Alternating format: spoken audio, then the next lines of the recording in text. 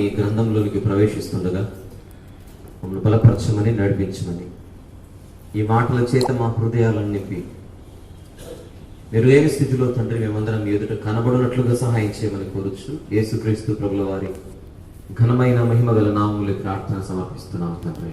ఆమేన్. ప్రియులారా, కిరీటము పొందుకునేవాడవా, కిరీటము పోగొట్టుకునేవాడవా అని భవిష్యత్తు గురించి ఉదయం మాట్లాడుకున్నాం. పాంఫ్లెట్ లో మాత్రం ఒకటే టైటిల్ ఇవ్వడం జరిగింది. అది కిరీటము పొందుకున్నవాడవా, కిరీటము పోగొట్టుకున్నవాడవా. అది చదవగానే ఇదేదో గతానికి సంబంధించినదిగా మనకు అనిపిస్తుంది. కానీ ఉదయం మాత్రం దాంట్లో ఒక చిన్న మార్పు చేసి భవిష్యత్తు గురించి మనం మాట్లాడాం. ఆ భవిష్యత్తులో దేవుడు మనకు ఇవ్వదలుచుకున్న, ఆయన వాగ్దానం చేసిన 5 కిరీటాల గురించి మనం మాట్లాడుకోవడం జరిగింది. ఒకసారి ఆ కిరీటాల పేర్లు చెప్పండి. నంబర్ 1 అక్షయ కిరీటం, జీవ కిరీటం, నీతి కిరీటం, మహిమ కిరీటం, అతిశయ కిరీటం అని 5 కిరీటాల గురించి మనం మాట్లాడుకున్నాం. అక్షయ కిరీటాన్ని దేవుడు ఎవరికి ఇవ్వాలి అని ఆయన తలంచాడో, ఎవరికి ఇస్తానని తెలియజేశాడో నేర్చుకున్నాం. అలాగే జీవ కిరీటం ఎవరి కోసం ఏర్పాటు చేయబడిందో మాట్లాడుకున్నాం. అలాగే నీతి కిరీటం ఎవరికి, మహిమ కిరీటం ఎవరికి, అతిశయ కిరీటం లేదా ఆనంద కిరీటం ఎవరికి అన్నది మనం చూసాం. అలా భవిష్యత్తు గురించి మాట్లాడుకున్న మనము ఒక్కసారి మనిషి యొక్క గతం గురించి ఆలోచించడానికి అదే టైటిల్లో ఒక చిన్న మార్పుతో ఇప్పుడు 2వ భాగంలోకి వెళ్తున్నాం. ఈ 2వ మార్పు టైటిల్లో గతానికి సంబంధించినదై ఈరోజు మీ కరపత్రికలలో కనబడుతున్నది. కిరీటము పొందుకున్నవాడవా, కిరీటము పోగొట్టుకున్నవాడవా. ఉదయం ఏంటి? పొందుకొనేవాడవా, పోగొట్టుకునేవాడవా. అది ఫ్యూచర్. ఇప్పుడు గతం గురించి మనం మాట్లాడుకుందాం. కొంచెం సౌండ్ ఇవ్వనన్నా కుదిరితే కొంచెం. రైట్. కిరీటము అనగానే అది రాజరికాన్ని సూచించేది. ఒక పరిపాలకునికి, ఒక ఏలికకు ప్రాచీన కాలంలో, రాజుల కాలంలో ఈ కిరీటాన్ని మనం చూసేవాళ్ళం. రాజులు ధరించేదే కిరీటం, ఏలికలు ధరించేదే కిరీటం. ఇది మన మనసులో ఉంచుకుంటే, దేవుడు మనిషికి జన్మనిచ్చినప్పుడే ఒక రాజుగా పుట్టించాడు. ఉదాహరణకు ఆదాము గారి గురించి మనం ఆలోచిస్తే, ఆయనను ఒక ఏలికగా భూమి మీద పెట్టినట్టుగా మనం చూస్తాం. ఆదికాండం 1వ అధ్యాయము, ఆదికాండము 1వ అధ్యాయం 28వ వచనం చూద్దాం. 28. దేవుడు వారిని ఆశీర్వదించండి. ఎట్లనగా, మీరు ఫలించి అభివృద్ధి పొంది విస్తరించి భూమిని నిండించి దాన్ని లోపరచుకొనుడి. సముద్రపు చేపలను, ఆకాశ పక్షులను, భూమి మీద ప్రాకు ప్రతి జీవిని ఏలుడి అని దేవుడు వారితో చెప్పాడు. ఏలుడి అని అన్నాడంటే ఏలికలుగా చేసినట్టే కదా. ఏలుడి అన్నాడంటే పాలకులుగానే చేశాడు. అసలు మొదటి మానవుడిని దేవుడు పుట్టించినప్పుడే ఒక రాజుగా కనపడుతున్నాడు. చూడండి, ఆదాము గారు ఒక పరిపాలకుడిగా కనపడుతున్నాడు, ఏలికగా. ముందుగా దేనిని లోపరుచుకోమన్నాడు? భూమిని నిండించి దానిని లోపరుచుకోండి. భూమిని లోపరుచుకోండి. ఇక ఆ భూమి మీద ఉన్న సముద్రపు చేపలను, ఆకాశ పక్షులను, భూమి మీద ప్రాకు ప్రతి జీవిని ఎలాని అన్ని నీ పాదాల కింద పెడుతున్నాను అన్నాడు. అన్ని నీ పాదాల కింద. పుట్టుకతోనే మనిషి, తన చరిత్ర మొదలైనప్పటి నుంచే మనిషి ఒక రాజుగా కనబడుతున్నాడు. రాజుగా కనబడుతున్నాడంటే ఆదాము గారి తలపై దేవుడు ఏం పెట్టాడు పుట్టించినప్పుడు? కిరీటం. అక్కడ కిరీటం అనే పదం లేదే అనుకుంటున్నారేమో. ఏలిక అనగానే మీకు కిరీటం గుర్తుకు రావాలి, అంతేనా? ఆయనకి ఇవ్వబడిన అధికారమే ఆయనకు కిరీటంగా ఇవ్వబడింది. అది నిలబెట్టుకొని దీన్ని పాలించిన ఆయన. విచిత్రం ఏంటంటే పరలోకములో ఉన్న దేవదూతలకు కూడా ఇంత అధికారాన్ని దేవుడు ఇవ్వలేదు. ఆదాము గారికి ఇచ్చిన అధికారం పరలోకంలో ఉన్న దూతలు కూడా ఇవ్వలేదు. ఈ సర్వ భూ ప్రపంచంపై ఆదాము గారికి అధికారం ఇచ్చాడంటే అసలు ప్రధాన దూత అయిన మిఖాయేలు నుండి దూతల్లో చిన్నవాడైన ఎవరైనా దూత ఉంటే ఆ దూత వరకు ఎవ్వరికీ అధికారం లేదే.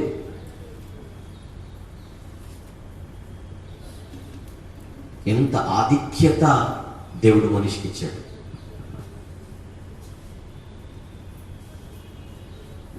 అందుకే దావీదు గారు ఒక చక్కని కీర్తన రాసి దీన్ని ఆయన జ్ఞాపకం చేసుకున్నాడు. చూద్దాం. 8వ కీర్తన, కీర్తనల గ్రంథంలోని 8వ కీర్తన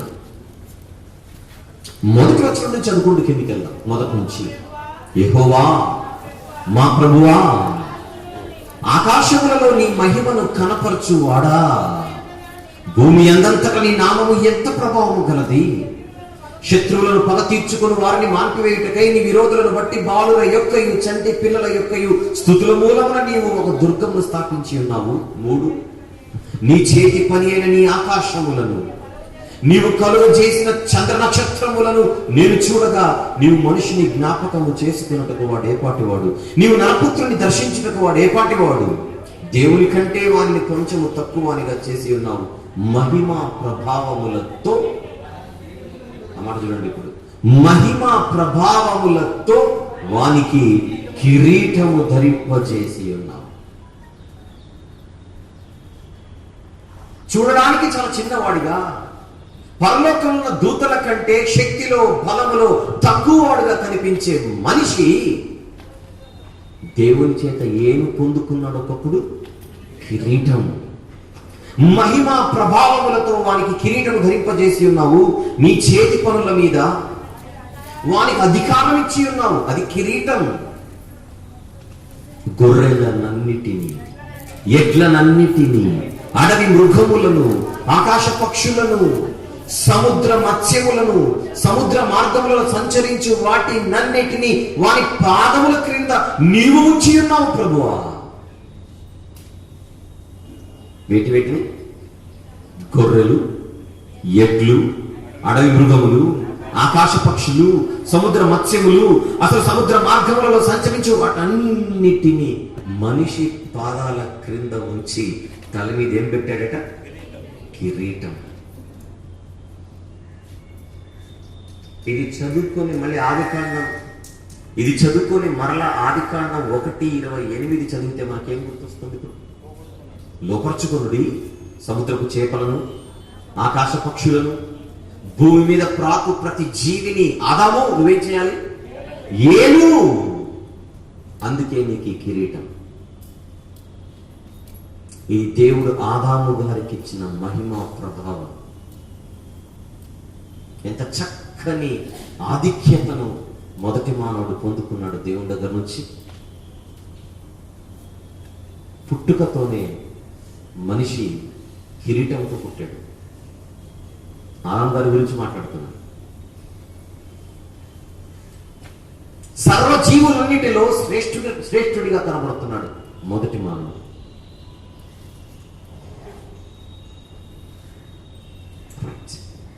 విషయం ఏంటంటే పరలోకమందున్న దేవుడు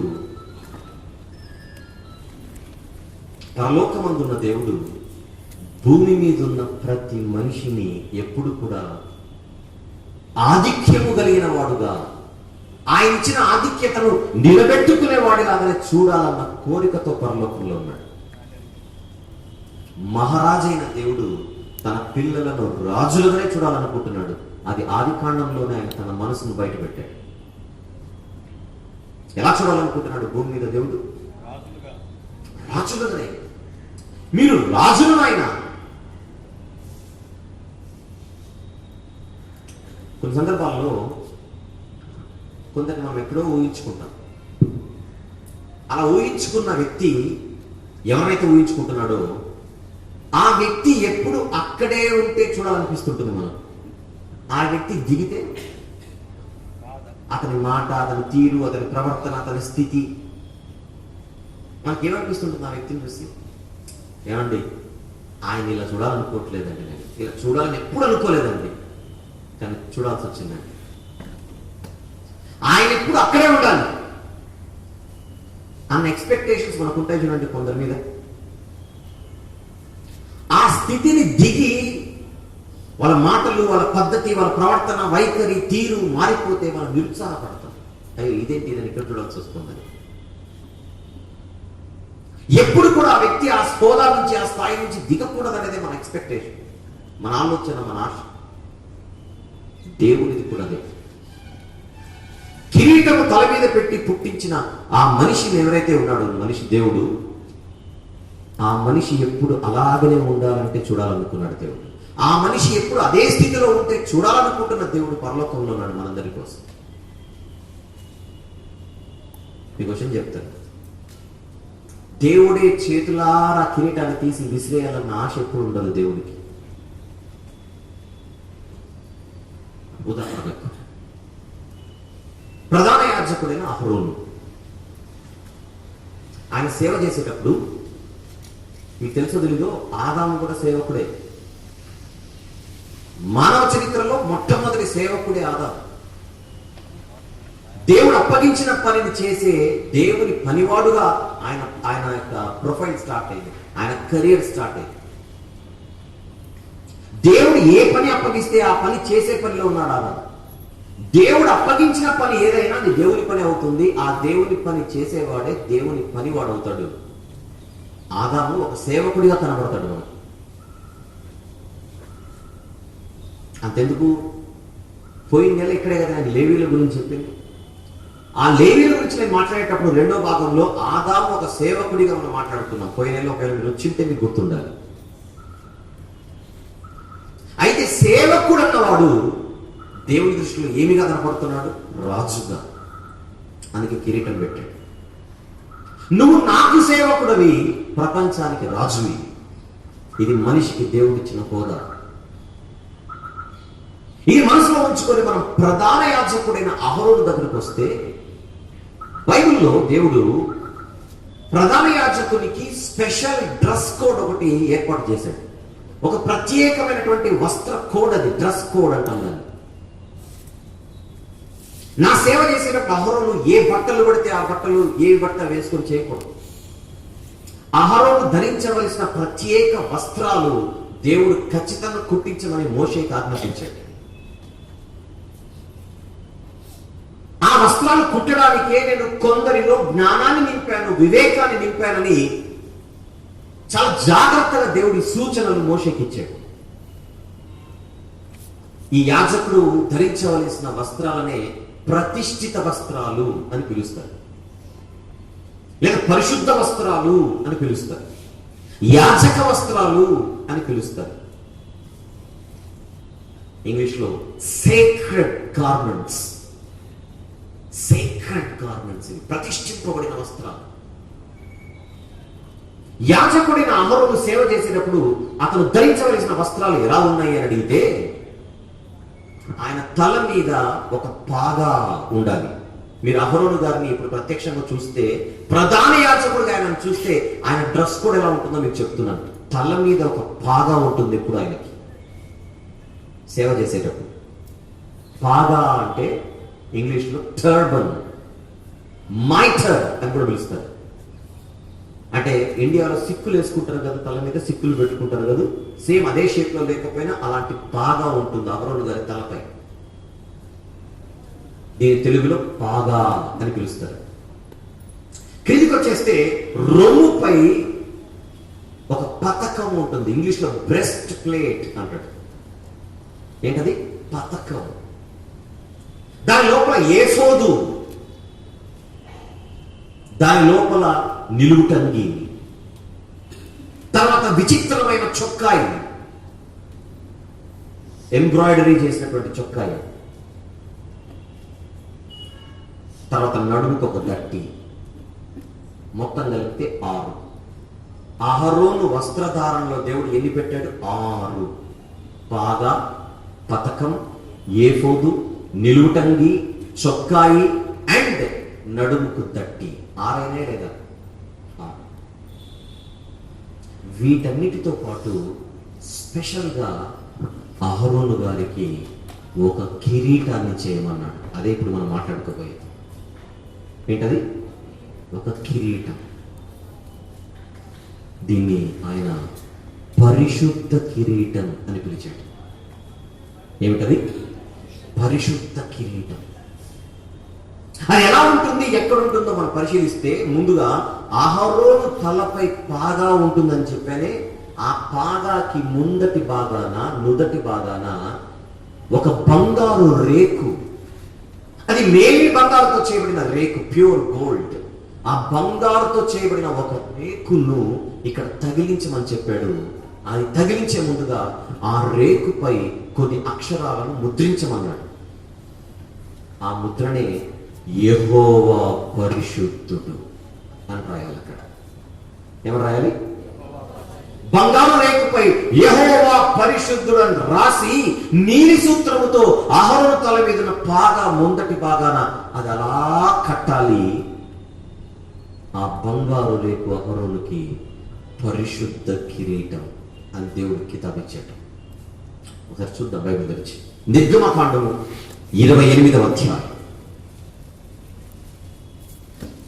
నిర్గమకాండము 28వ అధ్యాయం. ముందుగా 3వ వచనము 4వ వచనము చూసి తర్వాత కిందికి వెళ్దాం. అహరోను నాకు యాజకుడగునట్లు నీవు అతని ప్రతిష్ఠించుదువు. ఇప్పుడు బట్టల గురించి, అతని వస్త్రములను కుట్టుటకై నేను జ్ఞానాత్మతో నింపిన వివేక హృదయులందరికీ ఆజ్ఞయము. అక్కడ ఒక్కొక్క భాగం ఉంది. అక్కడ పతకము అది ఒకటి, ఏఫోదు అది 2, నిలువుటంగి అది 3, విచిత్రమైన చొక్కాయి 4, పాగా 5, దట్టి 6. ఇది వారు కుట్టవలసిన వస్త్రమే. నాకు అక్కడ కామాలు లేవు కనుక కలిపేసి జరుగుతాం, కానీ 6 వేరు వేరు. పతకము, ఏఫోదు, నిలువుటంగి, విచిత్రమైన చొక్కాయి, పాగా, దట్టి. ఇది అహరోను యొక్క యాజక వస్త్రం. Very good.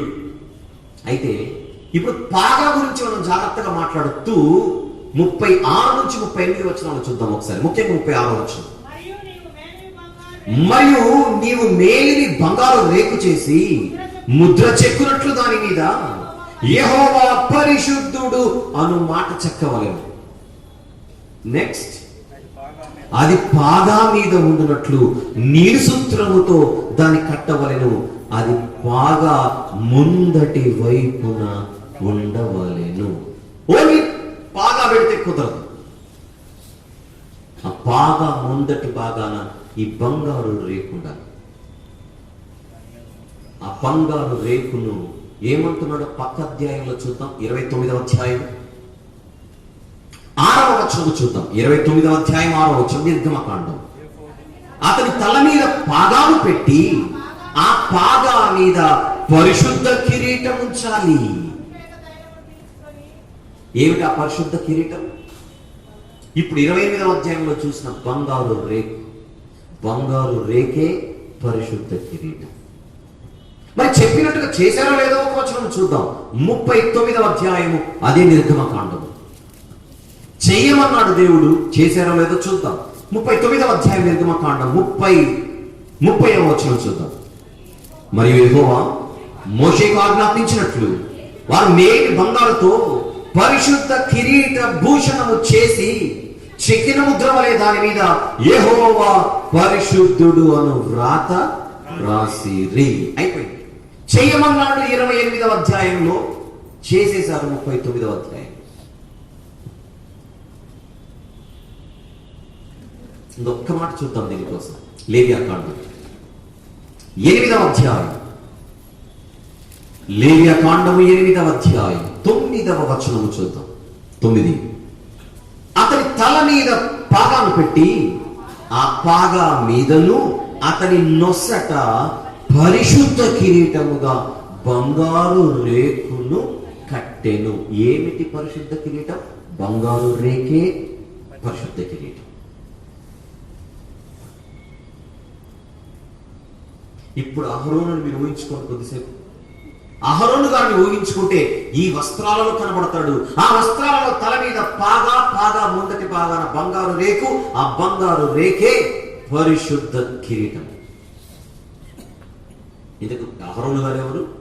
దేవుని సేవకుడు, దేవుని యాజకుడు. ఈ యాజకుడి తలపై కిరీటం పెట్టాడంటే అహరోను గారిని దేవుడు ఏమని వర్ణిస్తున్నాడు? నా సేవకుడైన రాజు. కిరీటం పెట్టాడంటే రాజే. ఒకనాడు ఈ కిరీటం ఎవరి నెత్తి మీద పెట్టాడు? ఆదాము గారి తల మీద పెట్టాడు. ఉంచుకోనాయన, నేనిచ్చిన ఆధిక్యతను, నేనిచ్చిన అధికారాన్ని నువ్వు ఉంచుకోవాలి. అలా దేవుని చేత కిరీటము పొందుకున్నవాడే ఆదాము గారు. తర్వాత అహరోను గారి దగ్గరకు వస్తే ఆయన కూడా దేవుని చేత కిరీటము ధరింపజేయబడినవాడు. చెప్పకనే దేవుడు చెబుతున్నాడు, నా పిల్లలు ఎప్పుడు కూడా రాజులే అని. రాజు. ఇది దేవుని యొక్క ఇచ్చ, చిత్తం, ఇష్టం, కోరిక. కిరీటంతో చూడాలనుకుంటున్నాడు దేవుడు మనిషిని. కానీ మొదటి మనిషి ఏం చేశాడు? బరువు ఉందని తీసి పక్కన పెట్టాడు. పండు తిని పొందుకున్న కిరీటాన్ని ఏం చేసుకున్నాడు? పోగొట్టుకున్నాడు. ఏ భూమినైతే ఏలమని చెప్పాడో ఆ నేలనే తిరగబడి, నేలను పాలించు అన్నాడు ఒకప్పుడు. ఇప్పుడు నేల నీ మీద తిరగబడుతుందని చెబుతున్నాడు ఆదికాండంలో. ఇక మీదట నేల నీ మాట వినదు. నువ్వు ప్రయాసముతో చెమటోడ్చి దాని దున్నాలి, శక్తిపరచాలి. ఎన్నో అధ్యాయం? 3వ అధ్యాయం. ఆదికాండం 3వ అధ్యాయం 17వ వచనం. ఆదాముతో, నీవు నీ భార్య మాట విని తినవద్దని నేను నీకు ఆజ్ఞాపించిన వృక్ష ఫలములు తింటివి గనుక నీ నిమిత్తము నేల శపింపబడి ఉన్నది. ప్రయాసముతోనే నీవు బ్రతుకు దినములన్నీయు దాని పంట తిందువు. కష్టపడితే గాని నీ పనికి ఫలితం ఉండదు. అది కూడా డౌటే. ఎందుకు? నేనిచ్చిన ఘనతను, నేనిచ్చిన ఆధిక్యతను నువ్వు పోగొట్టుకున్నావు.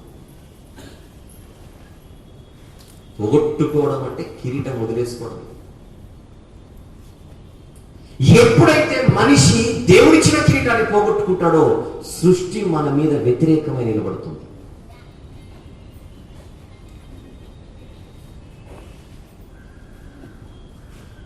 చెరలోనికి వెళ్ళిన యూదులను మరలా యెరూషలేముకు పంపించాడు దేవుడు, మందిరం కట్టమని.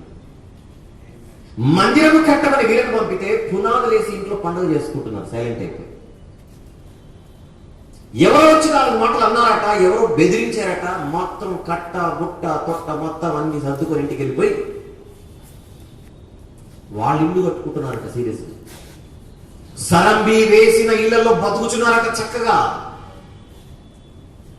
ఎప్పుడైతే ఆయన మందిరాన్ని కట్టే ఆధిక్యతను దేవుడిచ్చిన దాన్ని వదులుకున్నారో నెక్స్ట్ ఏమైందో చూడండి. హగ్గయి గ్రంథం 1వ అధ్యాయం.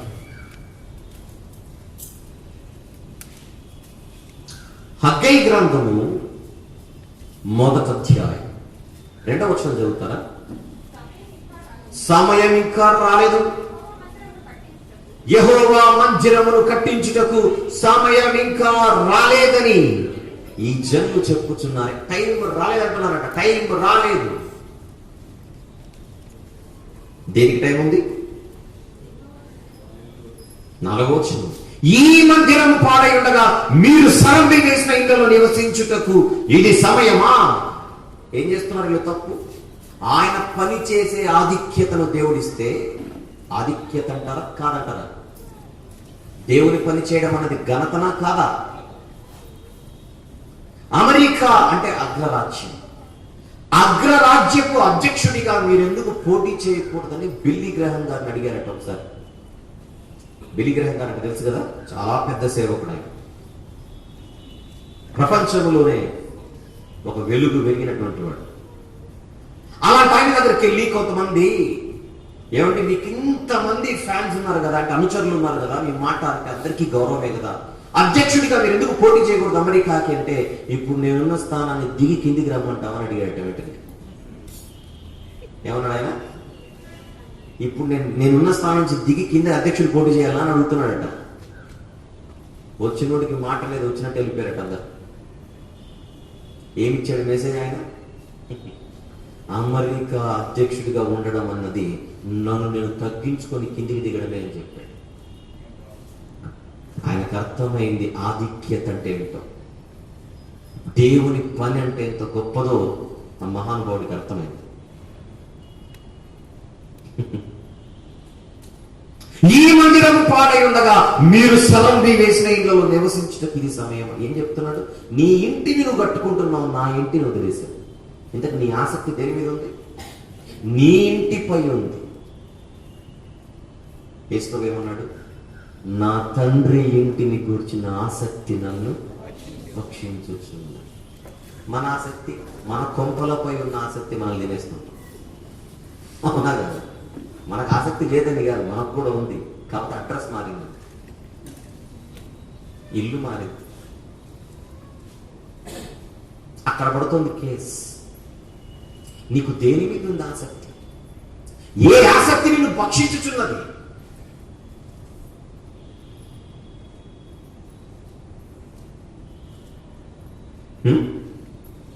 ఈ మందిరం పాడై ఉండగా 4వ వచనం, మీరు సరంబి వేసిన ఇంట్లో నివసించుటకు ఇది సమయమా? ఆ తాళమేడను కట్టుకుంటున్నారట. కాబట్టి సైన్యములకు అధిపత్యకు యెహోవా సెలవిచ్చినదేమనగా మీ ప్రవర్తనల గురించి ఆలోచించుకోండి. ఇక నెక్స్ట్ చూడండి. అసలు నా పని చేయండి అని కిరీటం మీ నెత్తి మీద పెడితే దాని పక్కన పెట్టి మీ సొంత కార్యాలు చేసుకుంటున్నారు అంటే ఇప్పుడు ఏం జరుగుతుందో వినండి అంటున్నాడు 5వ వచనంలో. 6వ వచనంలో, మీరు విస్తారముగా విత్తినను మీకు కొంచెమే పండును. అంటే ఏం జరిగింది? నేల తిరగబడింది. ఆదం గారికి అదే చెప్పాడు, నేనిచ్చిన కిరీటాన్ని పక్కన పెడితే నేల రివర్స్ అవుతుంది, జాగ్రత్త. ఏ సృష్టి మీద అయితే నీకు ఆధిక్యతనిచ్చానో ఆ సృష్టి నీ నెత్తి మీద కూర్చుంటుంది తిరిగి. విస్తారంగా విత్తినను కొంచెమే పండెను, మీరు భోజనం చేయుచున్నను ఆకలి తీరకయున్నది, పానము చేయుచున్నను దాహము తీరకయున్నది, బట్టలు కప్పుకొనుచున్నను చలి ఆగకున్నది, పనివారు కష్టము చేసి జీతం సంపాదించుకొని నన్ను జీతము చిరిగిపోయిన సంచిలో వేసినట్టుగా ఉన్నది. మీ ప్రవర్తనను గూర్చి ఆలోచించుకోండి. తెలియాలి, దేవుడు నాకేమిచ్చాడు, నేనేం పోగొట్టుకున్నాను. ఆయన నాకు ఇచ్చిన హోదా ఏంటి, నాకు ఇచ్చిన స్థాయి ఏంటి, నాకు ఇచ్చిన స్థితి ఏంటి.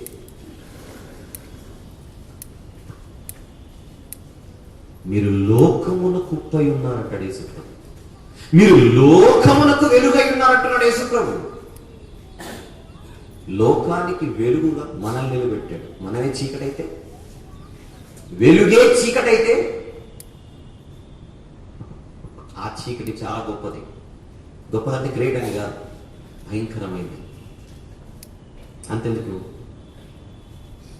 సూర్యునికి మంట ఆరిపోయింది అనుకోండి, సూర్యునిలో మంట ఆగిపోయింది అనుకోండి, ఇంకా భూమి ఎట్లుంటుందో ఆలోచించుకోండి. వెలుగు ఇవ్వాల్సినటువంటి సూర్యుడే ఆరిపోతే, వెలుగిచ్చే కొవ్వొత్తే ఆగిపోతే,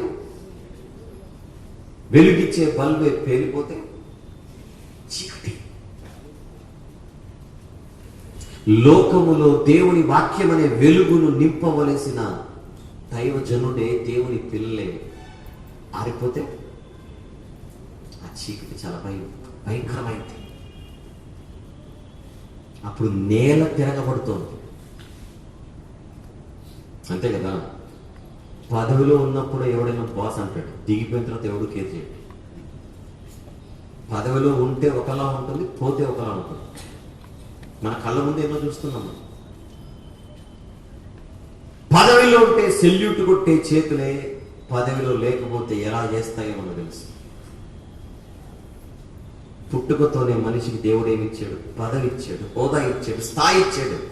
నెత్తి మీద కిరీటం ఇచ్చాడు. వద్దు ప్రభు అని పోగొట్టుకుంటే ఇంతకంటే దరిద్రమే ఉంది చెప్పండి. 9వ వచనం, విస్తారంగా కావాలని మీరు ఎదురు చూచితిరి, కానీ కొంచెమే పండెను. మీరు దానిని ఇంటికి తేగా నేను దానిని చెదరగొట్టి తిని ఎందుచేతనని యెహోవా అడుగుచున్నాడు. నా మందిరము పాడై ఉండగా మీరందరూ మీ మీ ఇండ్లు కట్టుకొనుటకు త్వరపడుట చేతనే కదా అని నెక్స్ట్ ఏమంటున్నాడు 10వ వచనంలో. కాబట్టి అంటే అర్థం ఏంటి? అందుచేత, ఆ కారణం చేత మిమ్మును బట్టి ఆకాశపు మంచు కురవకయున్నది, భూమి పండకయున్నది. ఏ పెన్నున్న అంటలు ఏం చేసింది అట్టింటికి మాట. పెన్ను లేదంటే పక్క ఉన్న అడగండి.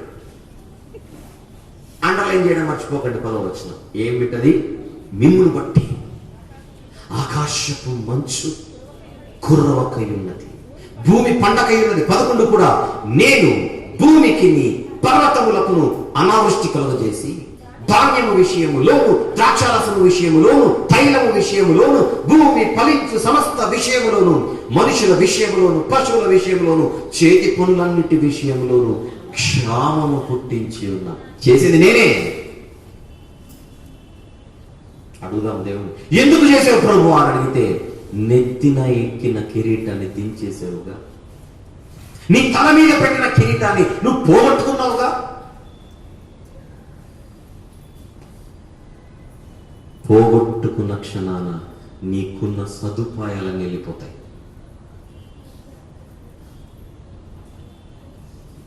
వైఎస్ రాజశేఖర రెడ్డి గారు ముఖ్యమంత్రిగా ఉన్నప్పుడు హైదరాబాద్లో ఏ ముఖ్యమంత్రి వచ్చినా ఒక ఆఫీస్ ఉండాలి, క్యాంప్ ఆఫీస్ అని బేగంపేటలో ఒక సీఎం క్యాంప్ ఆఫీస్ కట్టించాడు. ఆయన ఉండడానికి కాదు, ఎవరున్నా. ఆయన అర్ధాంతరంగా మరణించాడు. మరణించేంత వరకు ఆయన క్యాంప్ ఆఫీస్లో ఉండేవాడు. మరణించిన తర్వాత మరొక ముఖ్యమంత్రి రావాలి, ఆ ముఖ్యమంత్రి ఇంట్లో చేరాలి. ఎప్పుడైతే రాజశేఖర రెడ్డి గారు సింహాసనం నుంచి దిగిపోయాడో ఆయన ఫ్యామిలీ ఆ ఇంటిని వదిలేసి బయటకు వచ్చింది. ఆ ఇల్లు ఎందుకు పోయింది? పదవిలో లేడు ఇప్పుడు ఆయన. కారణం ఏదైనా కావచ్చు, పదవిలో లేడు.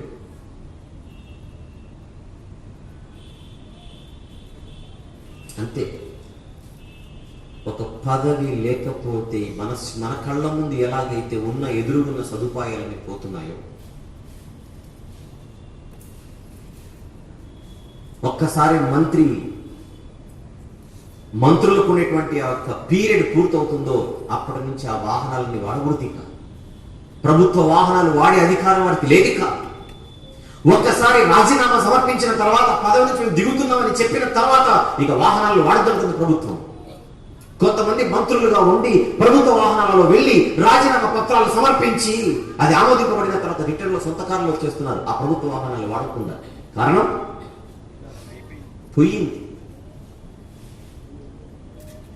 ఇదే మనిషి పరిస్థితి. నేల మీద రాజుగా నిలబెట్టాడు దేవుడు కిరీటం ఇచ్చి. అది నేను పోగొట్టుకుంటానంటే నువ్వు పోగొట్టుకున్న మరుక్షణం నుండి ఈ సృష్టిలో ఏది నీ మాట వినదు, ఏది నీ మాట వినదు. ఎలా కనపడుతున్నాడు మనిషి? పొందుకున్న కిరీటాన్ని పోగొట్టుకున్న వాడిగా కనబడుతున్నాడు. చూడండి, ఇంతకు దేవుని దృష్టిలో రాజెవరు? తన సేవకుడే రాజు, తన పనివాడే రాజు. ఆదామున్న తన సేవకుని తలపై కిరీటం ఉంచి, నువ్వు సేవకుడివే కాదు నాయన, నువ్వు యాజకుడే కాదు నాయన, నాకు రాజు కూడా. నాకు రాజు అంటే నాకు రాజు కాదు, నా దృష్టిలో నువ్వు రాజు. అందుకే ఇశ్రాయేలు జనాంగాన్ని సీనాయి పర్వతం దగ్గర ఆయన ఎన్నుకున్నప్పుడు వారిని ఏమన్నాడు? మీరు నాకు యాజక రూపమైన రాజ్యం. యాజక రూపంలో కనిపించే రాజ్యం అంటే ఇశ్రాయేలు. అందులో అహరోను ఒక యాజకుడిగా కనబడుతున్నాడు, ప్రధాన యాజకుడిగా. ఆయన తలపై ఏం పెట్టాడు దేవుడు? కిరీటం. బాగుంది. ఇప్పుడు కొత్త నిబంధనకు వస్తే చీకటిలో నుండి ఆశ్చర్యకరమైన తన వెలుగులోనికి మమ్మల్ని పిలిచిన వారి గుణాతిశయములను ప్రచురము చేయ నిమిత్తము మనందరము ఏర్పరచబడిన వంశమును రాజులైన యాజక సమూహం. ఎవరం మనం? రాజులం, యాజకులం. రాజులం, యాజకులం. అందుకే ఇంగ్లీష్లో ఏముంటుందో చెప్పిన మనది రాయల్ ప్రీస్ట్హుడ్ అని ఉంటుంది బైబిల్లో. రాయల్ ప్రీస్ట్హుడ్, రాజులైన యాజకులు. కొత్త నిబంధన ప్రకారంగా చీకటిలో నుండి వెలుగులోకి వచ్చిన వాళ్ళు ఎవరు? మారు మనసు పొంది పాపక్షమాపణ నిమిత్తం బాప్తిస్మము తీసుకున్న అందరూ ఏమవుతున్నారు? వెలుగులోనికి రాబడుతున్నవాడు. వెలుగులోనికి రాబడుతున్న వీళ్ళెవరు? రాజులైపోయారు. వెలుగులోనికి వచ్చిన అందరూ యాజకులైపోయారు. ఈ మాటలు వింటున్న మీరు ఎవరెవరైతే బాప్తిస్మం తీసుకుని ఉన్నారో, బ్యాప్టిజం తీసుకున్న మొదటి రోజున ఆ క్షణాన దేవుడు మన తలపై ఏం పెట్టేస్తున్నాడు? కిరీటం. పొందుకున్నోళ్ళమే మనందరం. ఎవరు? పొందుకున్నోళ్ళమే. కానీ ప్రశ్న ఉందా? ఉందా? ఏముందా? నెత్తి మీద కిరీటం ఉందా? ఏంటి కిరీటం? దేవుడిచ్చిన ఘనత, దేవుడిచ్చిన ఆధిక్యత, దేవుడిచ్చినటువంటి హోదా. పాపాలు కడిగి పరిశుద్ధపరచి ఉన్నత స్థితిలో మనం నిలబెట్టాడు దేవుడు. నిలబెట్టి ఆయన అన్నమాట, నిలువు నాయన అన్నాడు. నిలబెట్టి ఇక్కడే నిలుచోను ఆయన. ఎక్కడ నిలబెడుతున్నాడు దేవుడు మనల్ని? తన పరిశుద్ధ స్థలంలో నిలబెడుతున్నాడు. ఇక్కడే ఉండవు. బ్యాప్టిజం తీసుకున్నవాడు ఎక్కడ ఉండాలి? పరిశుద్ధ స్థలంలోనే ఉండాలి. మళ్ళీ స్థలం మారకూడదు. నిర్గమకాండం 15, నిర్గమకాండం 15వ అధ్యాయం. ఒకసారి 18వ వచనము చూద్దాం. 18. నీ చేతులు స్థాపించిన పరిశుద్ధాలయమందు వారిని నిలువబెట్టెదవు. ఐగుప్తు నుంచి బయటికి తీసుకొని వచ్చిన తన ప్రజలను దేవుడు ఎక్కడ నిలబెట్టుచున్నాడు? పరిశుద్ధాలయం. పరిశుద్ధాలయం. ఐగుప్తు నుంచి బయటికి వచ్చిన ప్రతి ఒక్కరు కూడా నిలవవలసింది పరిశుద్ధ స్థలములో. పరిశుద్ధ స్థలాన్ని విడిచిపెట్టి వేరే ప్రాంతాలకు వెళ్తానంటే కిరీటాన్ని పోగొట్టుకుంటున్నట్టు.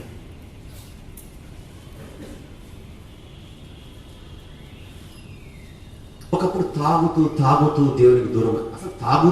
అసలు బతుకు లేకుండా బతికిన వాళ్ళు చాలా మంది. ఎవరు వాక్యం చెప్పారు, సువార్తను చెబితే విన్నారు, మారు మనసు పొందారు, కొత్త జీవితాన్ని ప్రారంభించడానికి బ్యాప్టిజం తీసుకొని ఒక కొత్త జీవితాన్ని స్టార్ట్ చేశారు. ఆ ముచ్చటంతా 3 నెలలే ఉంటేలా. మళ్ళా ఎవరో అన్నారని, ఏదో తిట్టారని, ఏదో కరిచారని చెప్పేసి నువ్వు మళ్ళీ వెళ్ళి మందు కొడితే పొందుకున్న కిరీటాన్ని పోగొట్టుకున్నవాడు అవుతుంది. ఒకసారి వెలిగింపబడి మరలా నువ్వు బయటికి వెళితే, ఒకసారి వెలిగింపబడి నువ్వు మరలా చీకట్లోకి వెళ్ళిపోతే అది చాలా భయంకరమైన స్థితి. నీ కడపటి స్థితి మొదటి స్థితి కంటే భయంకరమైనది. ఈ మాటలు వింటుండగా ఒకవేళ మనలో దేవుడిచ్చిన ఈ మహాఘనమైనటువంటి కిరీటాన్ని మనం పోగొట్టుకుంటున్నామేమో ఒకసారి పరిశీలించుకుందాం. మరలా తప్పులు చేసి, మరలా లోకంలో కలిసిపోయి, మరలా దేవుని గాయపరుస్తూ, మేము తిరిగి ఐగుప్తులకు వెళ్ళుట మేలు కాదా అన్నారట ఇశ్రాయేలు బయటకు వచ్చిన తర్వాత. అది సంఖ్యాకాండం 14లో ఉంటుంది. మేము తిరిగి ఐగుప్తునకు వెళ్ళుట మేలు కాదా అంటే ఇచ్చిన కిరీటాన్ని వద్దనుకుంటున్నారు. మీరు తర్వాత చదవండి సంఖ్యాకాండం 14. మేము తిరిగి ఐగుప్తునకు వెళ్ళుట మేలు కాదా, లేదంటే అరణ్యంలోనే దేవుడు మనల్ని శవాలుగా మార్చేస్తాడు అనేసరికి దేవుడు తదాస్తు అన్నాడు. అంతే. పిట్టలు రాలిపోయినట్టుగా రాలిపోయారు మొత్తం అరణ్యం. వీళ్ళందరూ ఎవడెవడైతే మళ్ళీ ఐగుప్తును కోరుకున్నాడో అందరినీ లేపేశాడు అరణ్యంలో. చావండి రా. ఇచ్చిన కిరీటాన్ని పోగొట్టుకుంటే నాశనం తప్పదు.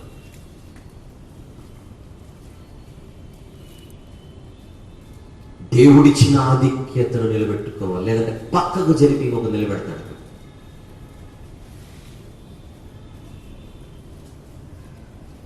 అబ్రహాము మాకు తండ్రి, అబ్రహాము మాకు తండ్రిని గొప్పలు చెప్పుకుంటూ అబ్రహాం పిల్లలు చెప్పుకుంటున్నట్టు పరిసయ్యులు. అప్పుడు యోహాను గారు ఏమన్నారు? బాప్తిస్మం ఇచ్చి యోహాను గారు, అబ్రహాము మాకు తండ్రి అని చెప్పుకోకండి, దేవుడు అనుకుంటే రాళ్ల వలన పుట్టిస్తాడు. అబ్రహాము పిల్లలకు మీరే ఉండాల్సిన అవసరం లేదు. ఆయనకి ఎవరినైనా ఆహారం పెట్టడానికి ఏరియా గారికి ఎవరు లేరు. ఎవరు పంపించాడు? ఫుడ్ ఇచ్చి కాకులను పంపించాడు. ఆయన ఎవరినైనా వాడుకుంటాడు. నేను తప్ప, నేను లేకపోతే, ఈ ఎక్స్ట్రా మాటలు మాట్లాడితే కట్ చేసి పంపిస్తాడు. మేము లేకపోతే ఏరియాకు ఫుడ్ పెట్టేవాడు లేడంటే అనుకున్నారు అనుకోండి, టప్ప టప్ప పంపించాడు మొత్తం గుంపుని. కడుపు నిండెంతలు పెట్టమని చెప్పాడు కాకులకి. తెచ్చే ఆహారం కావు కావు అని అరుస్తూ ఆయన దగ్గరకు వచ్చి కావు కావో అన్నాయి. ఆయన తినేసాడు. సరే, ఎవరినైనా వాడుకుంటాడు దేవుడు. బలవంతులను సిగ్గుపరచుటకు బలహీనులు ఎన్నుకుంటాడు. గొల్యాతును చంపడానికి దేవునికి సంసోనే అవసరం లేదు, చంటోడు చాలు. అంతేనా? గొల్యాత్ అంత బలాఢ్యుని చంపడానికి దేవుడు సంసోనే దిక్కు అనుకుంటారా? చంటోను పంపించి నాకౌట్ లాగా ఫస్ట్ షాట్ లో చంపించేశాడు. అది దేవుడు అంటే. కనుక ఎవరైనా దేవుడిచ్చిన ఆధిక్యతను అతిశయంగా మరుచుకొని, బైబిల్లో ఉంటుంది దుష్టులు పొగరెక్కి అని, అది ఎక్కి మనము దేవుని ఎదుట గర్వంతులమైతే ఇచ్చిన కిరీటాన్ని తీసి ఆ కిరీటం మీద వదిలి పెడతాడు. అంతే. చూద్దాం వచ్చిన ఒక మాట చెప్తాను మీకు, ఒక బెస్ట్ ఎగ్జాంపుల్ చెప్తాను. అబ్రహాము, ఇస్సాకు, యాకోబులు మనందరూ తెలుసు. యాకోబు గారు తన మరణకాలం సమీపించినప్పుడు తన 12 మంది కుమారులను పిలిచి ఒక్కొక్క కొడుకు భవిష్యత్తు చెబుతూ ఉంటాడు. అందులో యూదా దగ్గరకు వచ్చేసరికి ఏమంటాడు చెప్పనా? యూదా, నీవు కొదమ సింహం, నీ రాజదండము నీ నుండి తొలగిపోదని పెద్ద దీవెనలు ఇస్తాడు.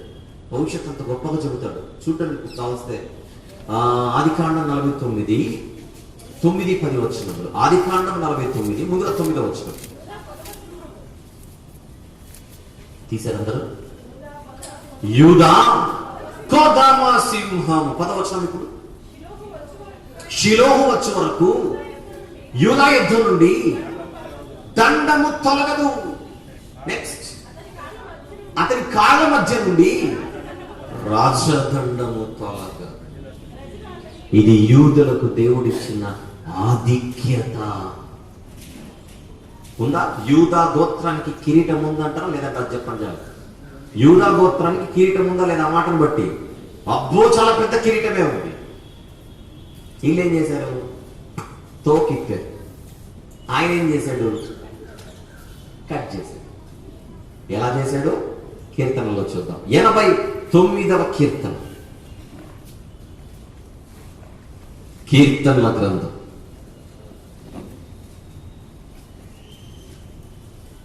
89 30వ వచనం చూద్దాం. ముందుగా 34 చూద్దామమ్మా. నా నిబంధనను నేను రద్దుపరచను, నా పెదవుల గుండా బయలు వెళ్ళిన మాటను మార్చను.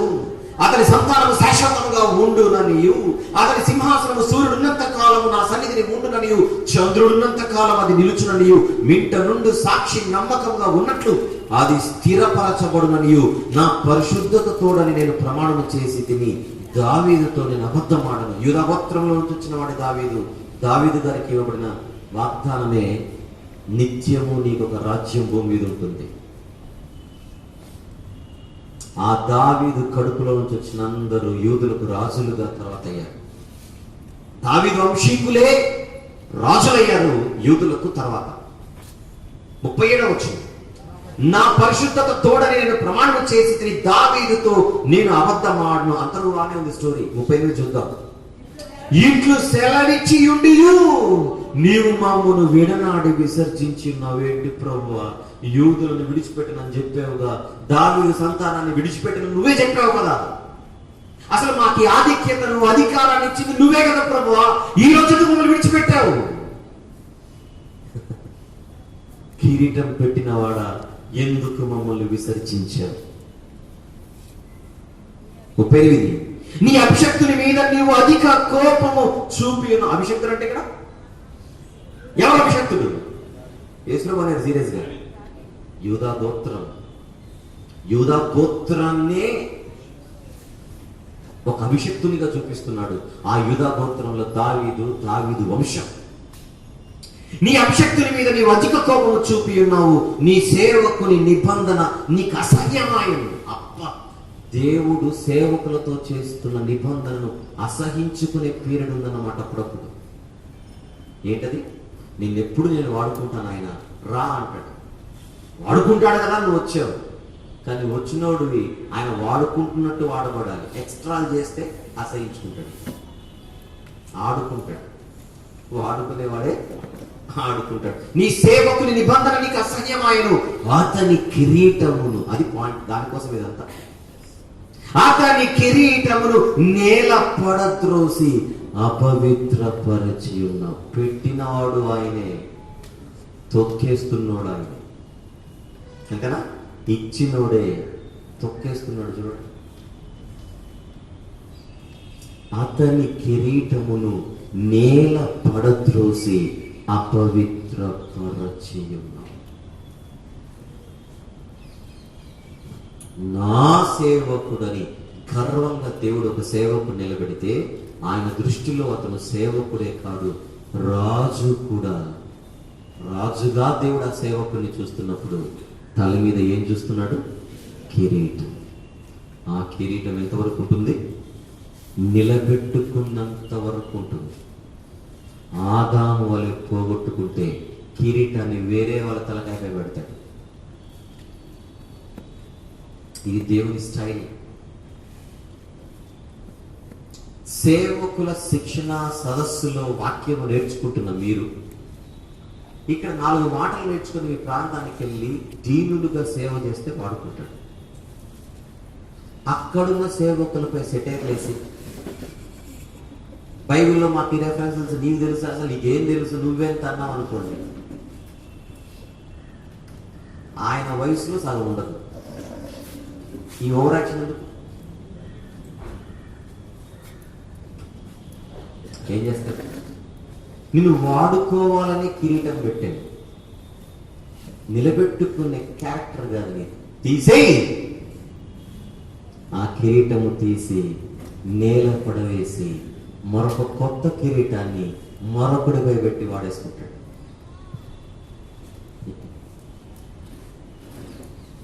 నేను దేవుడి కొరకు ఎక్కువ పని చేస్తున్నాను ఎవరు అనకండి. ఆయన మనల్ని పెద్ద మనసుతో జస్ట్ అలా వాడుకుంటున్నాడు అంతే. మనం చేసేది ఏం లేదు, ఆయనే వాడుకుంటున్నాడు. ఒక్కొక్కరిని ఒక్కొక్కలా, ఒక్కొక్కరిని కొంత కొంత కొంత కొంత. అది దక్కినందుకే ఆనందిద్దాం. దానికి కాలు ఎగిరేస్తే ఎగిరిపోద్ది. ఏంటి? కిరీటం. ఏం చేద్దాం? పొందుకున్న వాళ్ళుగా ఉందామా, పోగొట్టుకున్న వాళ్ళలాగా ఉందామా? చెప్పండి. మన కళ్ళ ముందే కొంతమంది అలా ఒక వెలుగు వెలిగి అలా మాయమైపోతున్నారు చూడండి, అలా వెలుగు వెలిగి ఆరిపోతున్నారు చూడండి. కారణం పోగొట్టుకోవడం అంటే అదే. మన కళ్ళ ముందే ఎందరినో సాక్షులుగా పెడుతున్న దేవుడు వారిని చూసేనా బుద్ధి తెచ్చుకోమని చెప్పాడు. ఎదిగే కొద్దీ ఓదిగి ఉండాలి.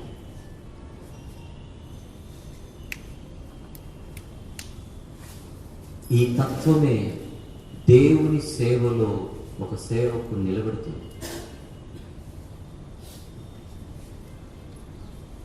ఇప్పుడు మళ్ళీ మొదటికి వస్తే, ఆదామన్న మొదటి మనిషి మానవ జాతి ఎంతటికి ప్రతినిధిగా కనపడుతున్నాడు ఆదికాండంలో.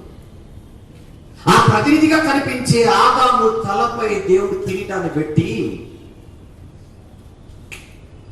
పరిపాలించిన ఆయన అన్నాడు. పోగొట్టుకున్నాడు. మీరు జీర్ణించుకోవాల్సిన ఒక మాట చెప్పనా? ఆదాము గారు ఎప్పుడైతే పాపం చేశాడో 3 ద్వారాలు తెరవబడ్డాయి. 3 doors. ఒక దెబ్బకు 3 తలుపులు.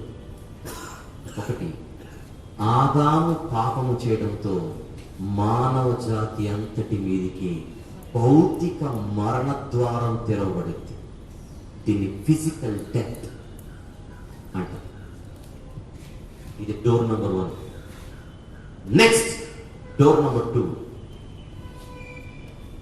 ఆదాము పాపము చేసిన తర్వాత భౌతిక మరణ ద్వారమే కాదు, ఆత్మీయ మరణ ద్వారం కూడా తెరవబడింది. జీవించుచున్నాడన్న పేరు మాత్రం ఉన్నది కానీ మృతుడవే. ఇదే మరణం, ఆత్మీయ మరణం. ఇది డెత్ డోర్ నెంబర్ 2. ఇప్పుడు నెంబర్ 3 చెప్పనా? నరకం అనే 2వ మరణ ద్వారం తెరవబడింది. పాపము వలన వచ్చు జీతము మరణం. 3 doors.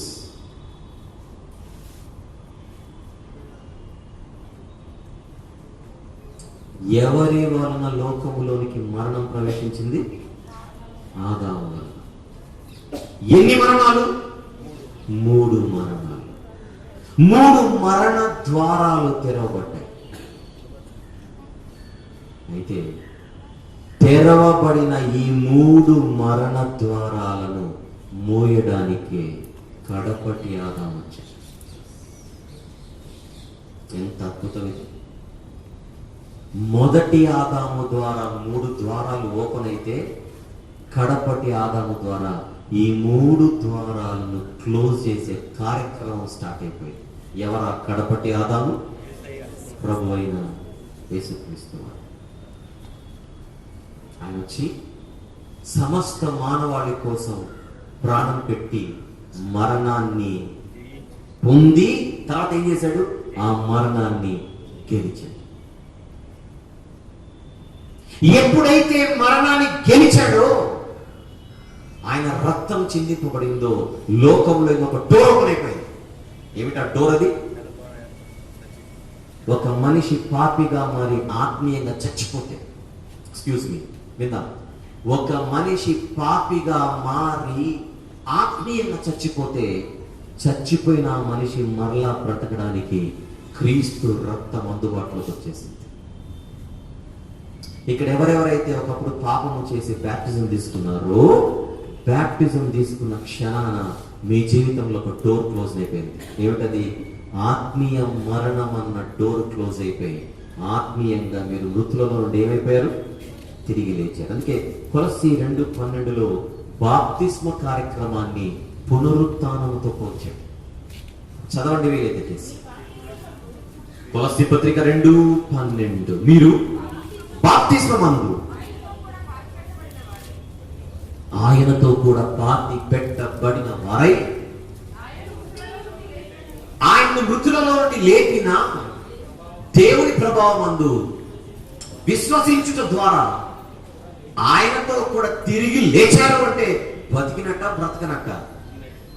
ఆత్మీయ మరణాన్ని గెలిచిన వారు మనం బాప్తిస్మ కార్యక్రమం అంతా. క్రీస్తులో మనకేముంది? జీవం ఉంది, పునరుత్థానం ఉంది, విజయం ఉంది. ఒక మరణాన్ని మనం గెలిచేసాం. మళ్ళీ ఆ మరణాన్ని కౌగిలించుకోకూడదు. పోతే మానవ జాతి అంతటి మీదికి ఒక మరణం కమ్ముకుంది. ఈరోజు ఫిజికల్ డెత్. పుట్టినవాడు గిట్టక తప్పదు. ఈరోజు ప్రపంచాన్ని మరణం ఏలుతోందా లేదా చెప్పండి? ప్రపంచాన్ని మరణ ఫిజికల్ డెత్ గురించి మాట్లాడుతున్నాను. ఎవరికైనా చావు వస్తుంది చూడండి. చావు అందరినీ చంపుతుంది, కానీ చావుకే చావొచ్చే రోజు ఒకటి ఉంది. తెలుసా మీకు?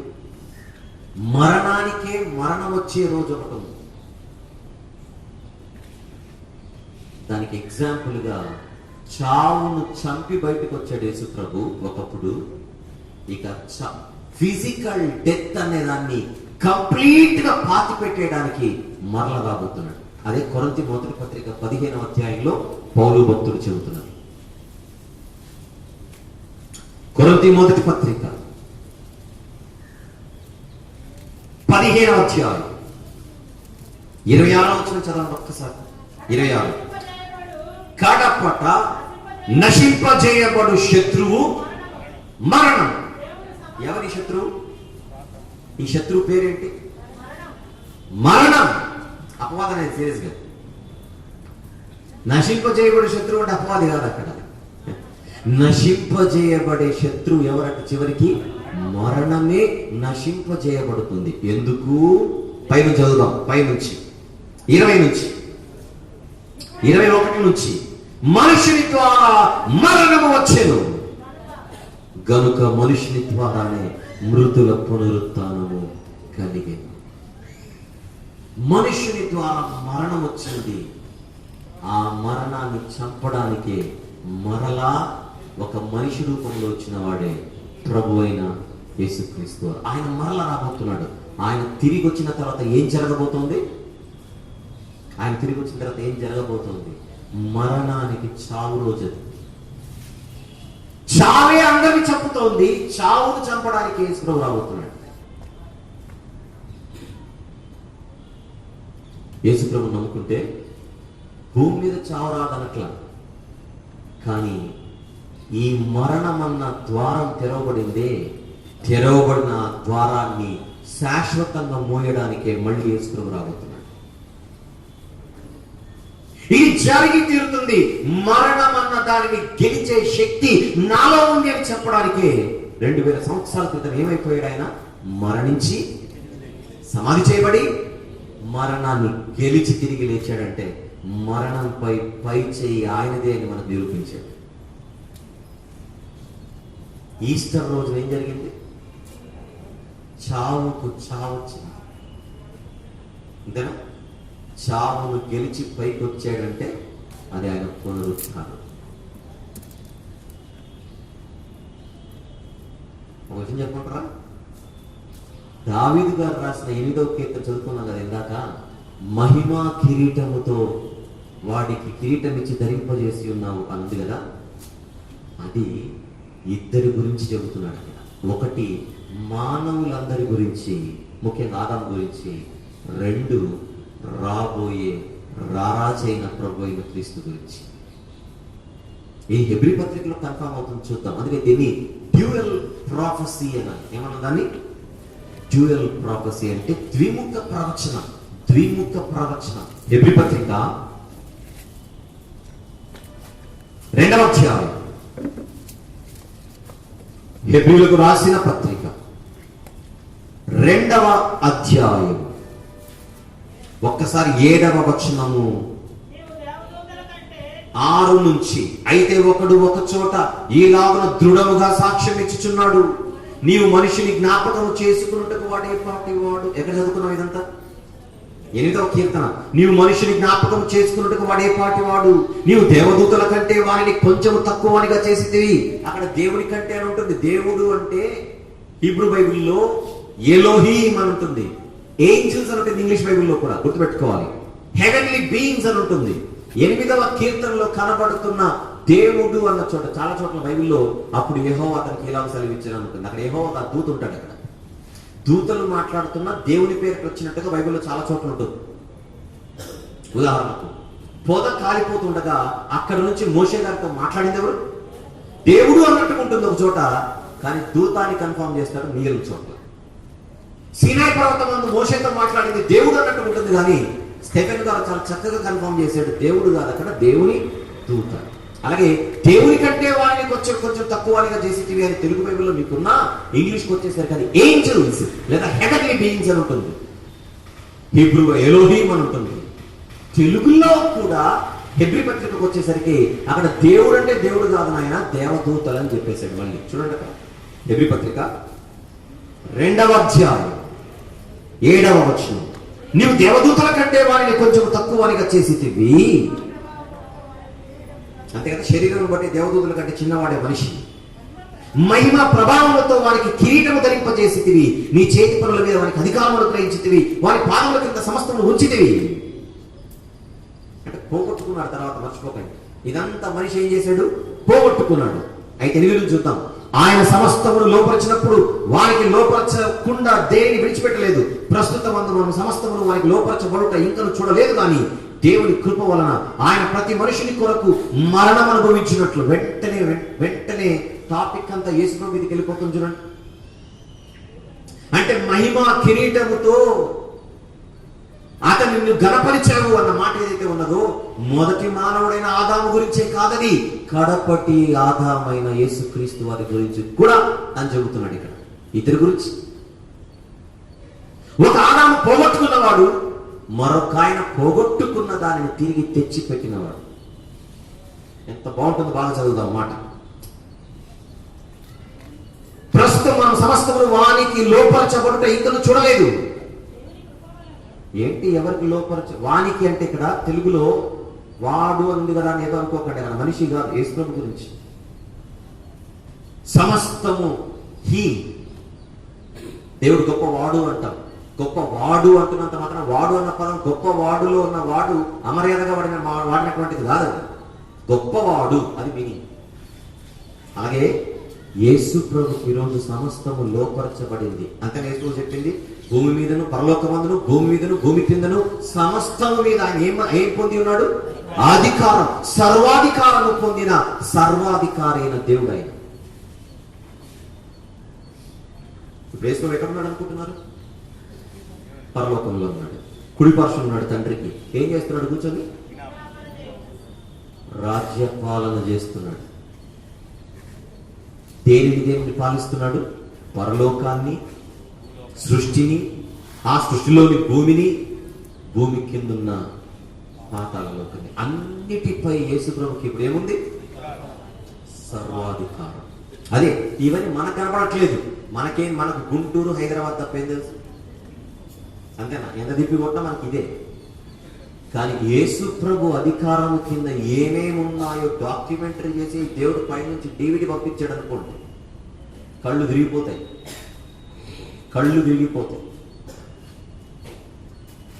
నా పాయింట్ అర్థమైంది అనుకుంటున్నాను మీకు.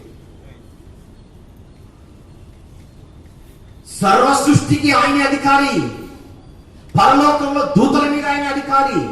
ఒక మాట చెప్పాలంటే యెహోవా దేవుడు తప్ప అన్ని ఆయన కాళ్ళ కింద ఉన్నాయి. ఇప్పుడు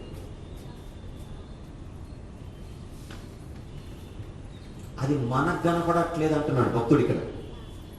అది మనకు కనపడట్లేదు. ఏంటి? ప్రస్తుతమందు మనము సమస్తమును వానికి లోపరచబడుట ఇంకనూ చూడలేదు. మన కంటికి కనపడట్లేదు, మనకు కనపడట్లేదు అంతే.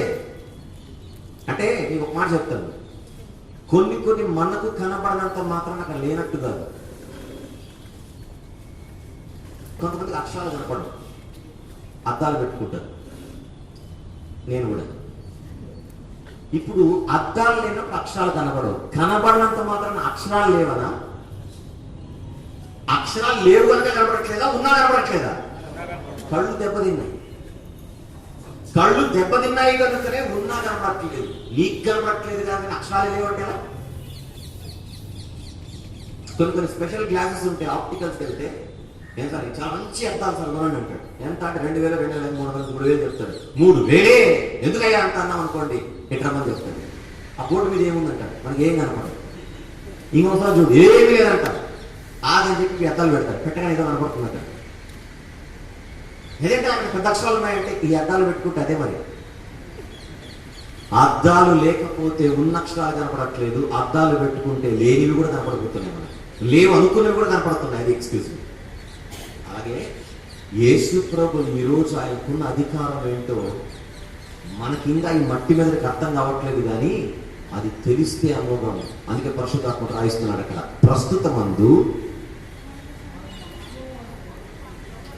మనం సమస్తము వారికి లోపరచబడుట ఇంకనూ చూడలేదు. కానీ ఎవరికి లోపరచబడుట ఇంకనూ చూడలేదు. అది అక్కడ వానికి అనగానే మీరు వెంటనే మనిషి అనుకోండి. తర్జుమాలో వానికి అన్న పదం అక్కడ రాయబడింది. అమర్యాదగా కాదు కదా. వద్దాం ఇంకా. కానీ దేవుని కృప వలన ఆయన ప్రతి మనిషిని కొరకు మరణం అనుభవించినట్లు దూతల కంటే కొంచెం తక్కువ వాడిగా చేయబడిన యేసు. దూతల కంటే ఆయన తక్కువ వాడిగా చేయబడ్డాడా? అంతే కదా మరి. దూతలకు మరణం లేదు, దూతలకు ఈ ఈ రక్త మాంసములు లేవు. ఆకారం మందు ఆయన ఏమిగా కనబడ్డాడు? మనుష్యునిగా తగ్గించుకొని కనపడ్డాడు. అదే కింద హెబ్రీ పత్రికలో చెప్పేది, ఆయన ఏమాత్రమును దేవదూతల స్వభావం ధరించుకోలేదు. 16వ వచనం, ఆయన ఎంత మాత్రమును దేవదూతల స్వభావం ధరించుకొనగా అబ్రహాము సంతాన స్వభావమును ధరించుకొని ఉన్నాడు. అంటే తగ్గించుకొని వచ్చాడు. అందుకే దూతల కంటే తక్కువగా చేయబడిన యేసు మరణము పొందినందున, ఇప్పుడు చూడండి నెక్స్ట్ మాట, మహిమా ప్రభావములతో కిరీటము ధరించిన వానిగా ఆయనను చూచుచున్నాను. కిరీటము ధరించుకున్న వానిగా ఆయనను చూచుచున్నాను. కిరీటాన్ని పోగొట్టుకున్న వాడెవరు? మొదట ఆదాము వలె పాపము చేస్తున్న ప్రతి మనిషి కిరీటాన్ని పోగొట్టుకుంటుంటే, పోగొట్టుకున్న కిరీటాన్ని ఇలా పొందుకోవాలని చూపించిన వాడే యేసు క్రీస్తు ప్రభు.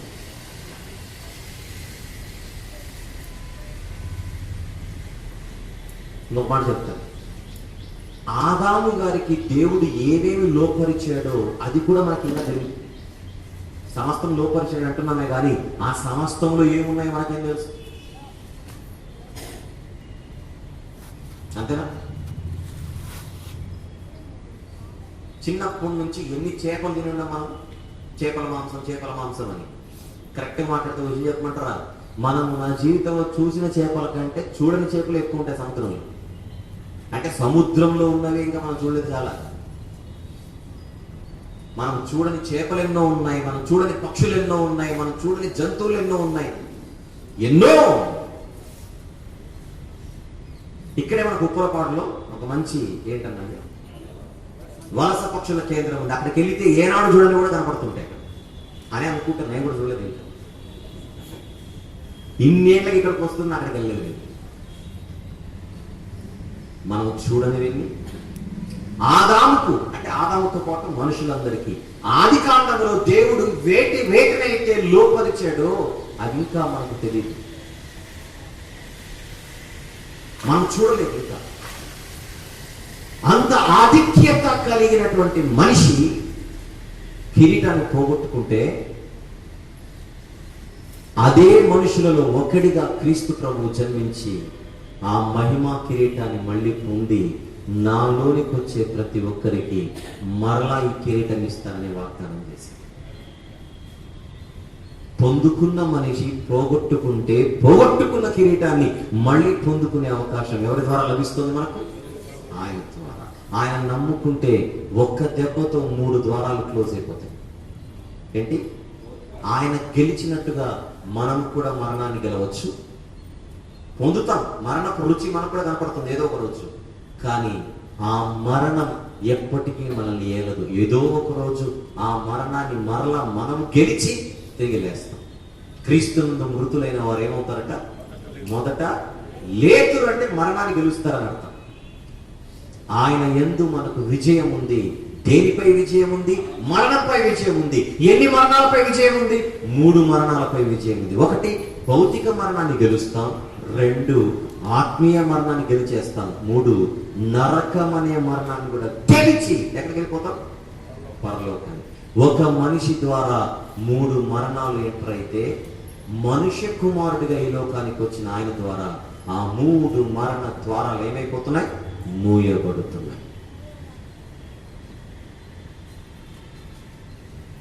ఒకప్పుడు పాపము చేసి దేవుడిచ్చిన ఆధిక్యతను పోగొట్టుకున్న మనం సువార్తను విని విశ్వసించి విధేయులై బాప్తిస్ము తీసుకున్న మనం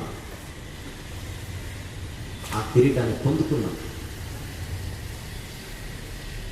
రక్షణ అనే ఓడలో ఉన్నంతకాలం ఆ కిరీటం మన మీదనే ఉంటుంది. యథార్థవంతులుగా, నమ్మకస్తులుగా, సేవకులుగా కొనసాగితే ఆ కిరీటం మన మీదనే ఉంటుంది. కానీ అతిశయించి నిర్లక్ష్యం చేసి వద్దు అనుకొని మనం పక్కకు జరిగితే దేవుడే ఆ కిరీటాన్ని తొలగించి నేల పడవేసి ఆ కిరీటాన్ని ఎవరికిస్తాడు? ఆ స్థానాన్ని మరొకరికిచ్చి మనల్ని తప్పించేస్తాడు. దానివలన 3 మరణాలు అలాగనే మన మీద ఉంటాయి. భౌతిక మరణాన్ని గెలవలేం, అంటే నీతిమంతుల పునరుత్థానంలో మనకు చోటు ఉండదు. 2, ఆత్మీయ మరణం ఎలాగో మన మీద ఏలుతున్నట్టే. 3, భయంకరమైన 3వ మరణమే ఏంటది? నరకం. ఆ మరణంలోనికి మనం జారిపోతాం.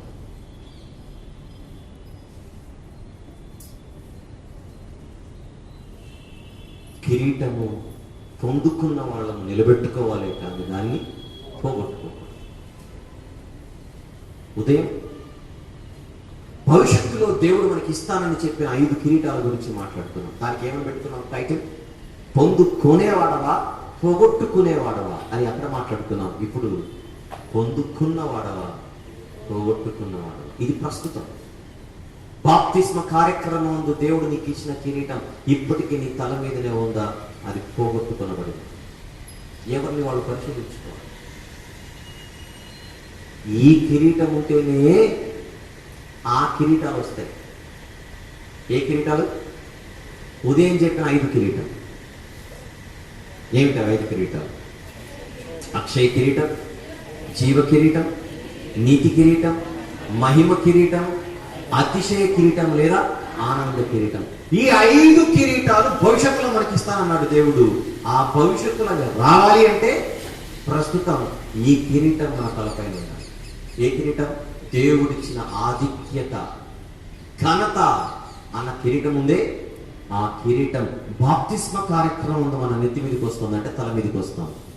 ఆ కిరీటాన్ని నిలబెట్టుకుంటేనే ఈ 5 కిరీటాలు మనల్ని ఆహ్వానిస్తాయి.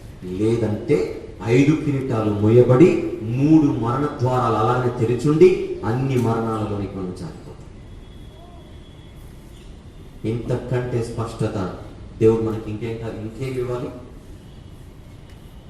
ఇంత కరెక్ట్గా దేవుడు మనతో మాట్లాడిన తర్వాత మనం స్పందించి వాక్యానికి విధేయులై భయముతో భక్తితో మన జీవితాన్ని కాపాడుకుంటే మంచిది. ఆదాము పోగొట్టుకున్నాడు.